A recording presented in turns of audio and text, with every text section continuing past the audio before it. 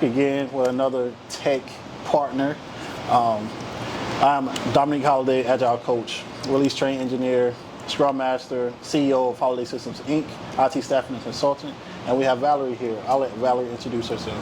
My name is Valerie Davenport. I'm an experienced design architect, consultant, and I've been in tech for a little over 10 years. And as a consultant, experienced designer and a design strategist for digital products and service experiences.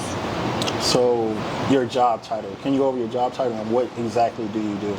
Okay, so right now I work for AWS. I'm an experienced design architect consultant, so it's a consultant role. I came from the consultant industry. Prior to my time at AWS, I was at Deloitte as an independent consultant. That was through my own company. We talked about that a little bit. And from there, prior to that, I just had different roles within design, building digital products from a design perspective. So currently I am a consultant. I help AWS's customers leverage Amazon's working backwards mechanisms to build products like Amazon. So it's within their professional services organization, so it's a little bit of sales. But I work with account managers and customer service, CSMs and engagement managers to help Amazon's customers build digital products or experiences leveraging Amazon's mechanisms. So that's interesting. So how did you get into the field that you're in? What were you doing prior to it? And then we could say, how did you get into it? Okay, so I've been in prior to Amazon or prior to you the whole breaking tech. into tech. Okay, so I was a graphic designer, kind of like a visual designer for a Herman Miller dealership back in Baltimore. My undergraduate degree is marketing, and I took a few design courses. I took one in Italy, and I just fell in love with design. And so, and I just taught myself design because that wasn't my major. My major was marketing. And so from there, I did Linda. Linda was really big back then. I don't know if I'm dating myself by mentioning Linda, and a bunch of just video tutorials to learn about design. And I even hired a few tutors. Hold on, because your book is on the phone. I even hired a few tutors. Okay, wait, I'm going to start over. You think I should put it down? Or it falls again? It's the wind? The wind is we have the book. He could get a close up on the book later. And okay. All right. And I even had hired a few tutors prior to getting into design just to teach me the core principles and how to work the different systems. And finally, I landed my first role as a graphic design and visual designer for the Herman Miller dealership in Baltimore. And so from there, I was putting together RFP. It was like a little bit of just putting together sales proposals and presentations, RFPs, and I just did all of their design materials. And while I was doing that, I was working, doing freelance design and marketing projects for small businesses in the area. So that could have ranged from a brochure, that could have ranged from, a logo, business card, and suddenly everyone was like, okay, well, you did all of this and you did a great job, can you give me a website too? And I'm like, I don't really do that, but my entrepreneurial self, I stood up and found some dev teams in India, and so I started building websites for small businesses in the area. My first website was like $500. It looked like they got it from an agency. We delivered on time, under budget, and then from there, I started getting a lot of website deals in Baltimore. And so I looked on job boards. I had a mentor at the time. She's like, go on job boards, see what's in demand. So at the time, the job board was the Creative Group in DC, and I went online and I looked at what was in demand in design, and UX was, and I saw $55 an hour, $108,000 a year, 2 years of experience, and it was literally very similar to what I was already doing. It seemed like web design, but more strategic less subjective than design. And that's UX design, correct? UX design. They weren't using any other terms at the time. Now it's like 6 different terms under that industry. But so I said I have to get into this field. It's almost what I do anyway. It's design. It makes decent money. There's so many jobs. They're only asking for 2 years of experience. So from there I started figuring out what I needed to do, looking at the job qualifications and requirements and just getting them. So what are some of the qualifications? So back then, it was just, well, you know, it was really hard. I actually tried to get in without going back to school, and in Baltimore, they were just like hard-nosed, like no. They were just like hating on me. They didn't want me to do the job, or I wasn't able to get hired without any formal training. So I went back to school. I did a University of Baltimore.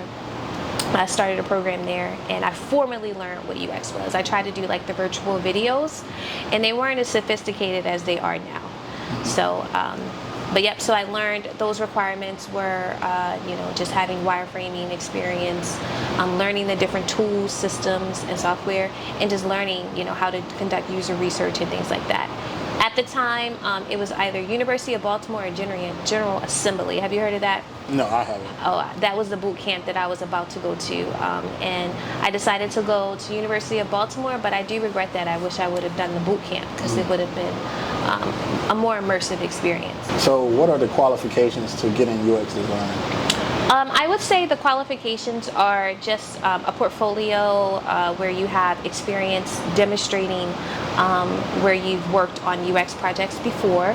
I recommend anyone looking to get into this field just to do training and to basically, you know, work as an assistant or an apprentice somewhere where they can get that hands-on experience. I think it could take anywhere from 6 to 8 months to just really, depending upon how hard you want to work, just to really get acclimated to this space.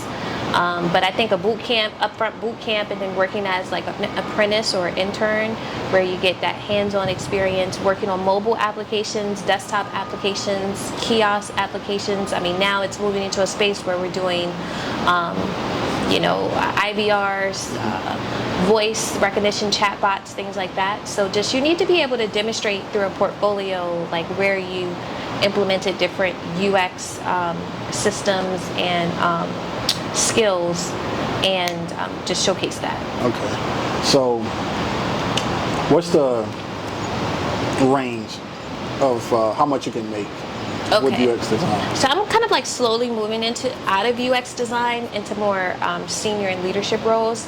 But in UX, I would say, so you know, when we were in the pandemic, man, the jobs, it was just so, I mean, so there's 2 paths you can take.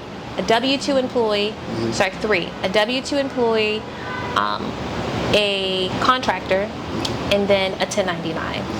And so from those 3 different paths, you can make anywhere from, I would say, 90,000 is the lowest I've heard starting out, to up into about 300 to 350,000. So entry 90, starting out, build up your experience, and then you can go as high as 300,000. 350. So if you're working for a top 10 of Bang, you know, obviously they're the only ones that can afford to pay us those types of dollars, like an Airbnb or Apple or Netflix. You know, they're making 250. Sometimes those numbers can be up to 400. And that's only because they do sign-on bonuses, you know, okay. Yeah. Or stock packages. But when you go down to just everyone else, that can go anywhere from 90 to 200,000, like a regular. Then you have your 1099 path, which we talked about. And during the pandemic, I did a little bit of that. In 2021, I launched a business called Vengage Consulting. Although I've always had my own business, it was first called Vengage. I rebranded it to Vengage Consulting. I started it 10 years ago. And so those 1099 contracts were like $150 an hour, $100 an hour, $120 an hour. And they're always usually 40 hours a week. And during the pandemic, not so much now, you know, they would be like year-long contracts, Yeah. year and a half long contracts. Now they're kind of like 6 months, 8 months. Yeah. And yeah. So I'll stop there. Yeah, so that's a good segue into Foster Tech.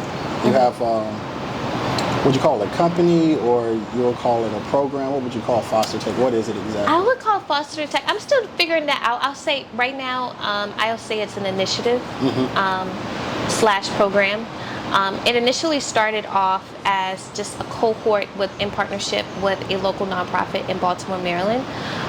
It was sponsored by AWS. I received funding for them to launch the first cohort, which we took 21 girls transitioning out of foster care, who were in foster care and who used to be in foster care and who were, a little bit older as well. So it was from 18 to I think 30. And we took 21 of them and we did a 4-week program where we taught them about a day in the life for various careers, taught them a little bit about tech, and then also did a study hall on the AWS certification so they can prep for their certs. So at the end of that program, we did a closing ceremony where I awarded them tech kits. We gave them a planner. They got a laptop because I thought a MacBook was really essential to my success, so I made sure that we made sure that they received that as well. Okay.